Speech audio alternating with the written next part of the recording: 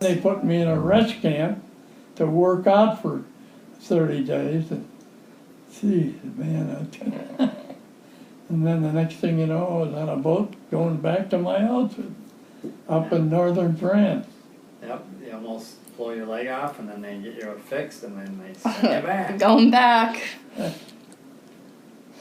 So I got back to my outfit, and the company commander says, "We thought you were dead." And I said, "Oh, what the hell kind of a officer are you?" And then he says, "Go out and sit out by that fireplace out there in the garage and keep alert for Germans. They're all over the place." And I said, "You want me back by myself?" "Yeah."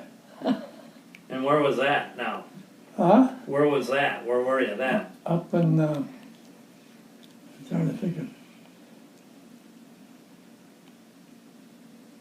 God, I can't think of that. It's a town in northern France. Okay, so now you're in northern France. You're not in Italy anymore. Oh, that's right, yeah. Yeah. Went from Marseille, France, all the way up to this Colmar Pocket is what it was. Okay. And Colmar is northern France, and there's got part of the World War One. All the ravines and all the fighting from that. They were there, so we got up in there and we took one town after another and another and another, and So how long had you been over in Europe at this point? Huh? How many months had you been in Europe at this point? I would guess, let's see, 1943 I was in Europe, Yeah. so it'd be 44 a year. So you're over there a year, but by the time you got shot and then you're put back into action, how many months had you been over there? But 4 or 5? no, more than that. Okay, so you'd already been there a while when you got I hit. was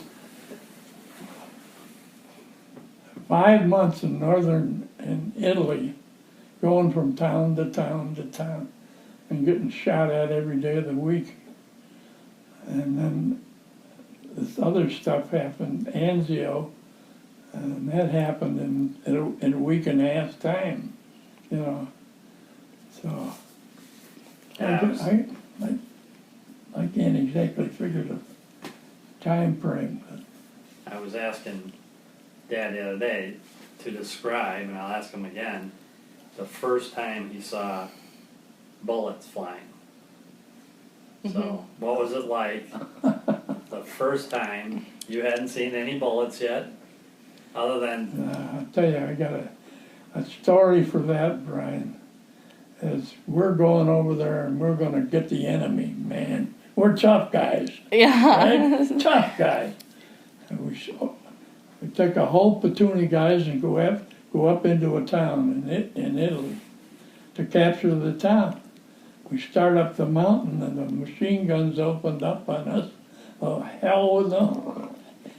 Unbelievable. So we're digging a foxhole in the ground. But And tell Allie what that means.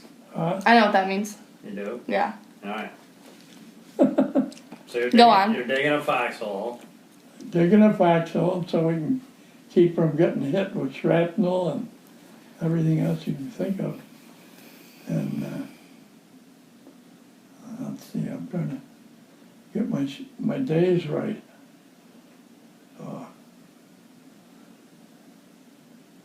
And this is the first time you've seen any... Yeah, what our theory was, bunch of rookies.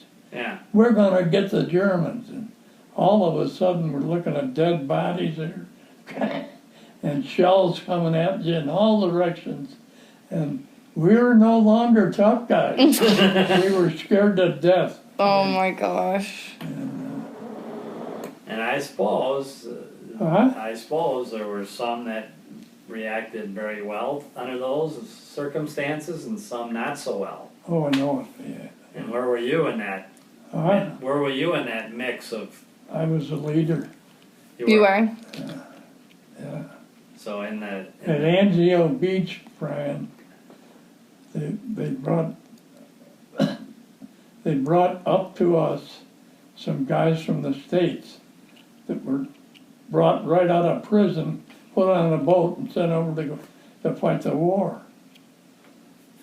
And they introduced me to these guys, and I said, well, and some of them were huge. I said, you guys had a lot of training? Where'd you get your training? We didn't have any training.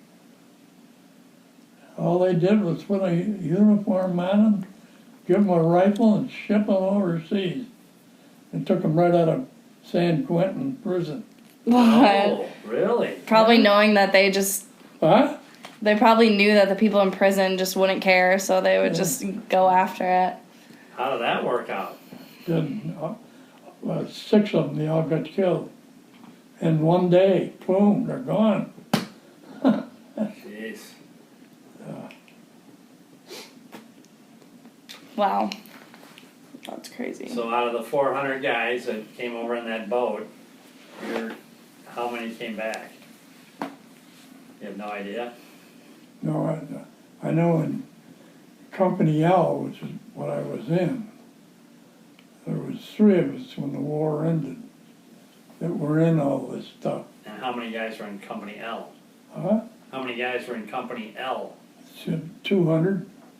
Only 3 came back? Whoa. Yeah, that's pretty nasty. Yeah, plus you had to figure out what the hell you're talking about. You got 3 rifle squads in each platoon.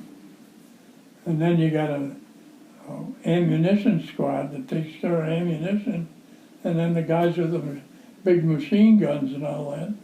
So you got thousands of people getting in the infantry. Yeah. So then we went up and fought in France, Brian.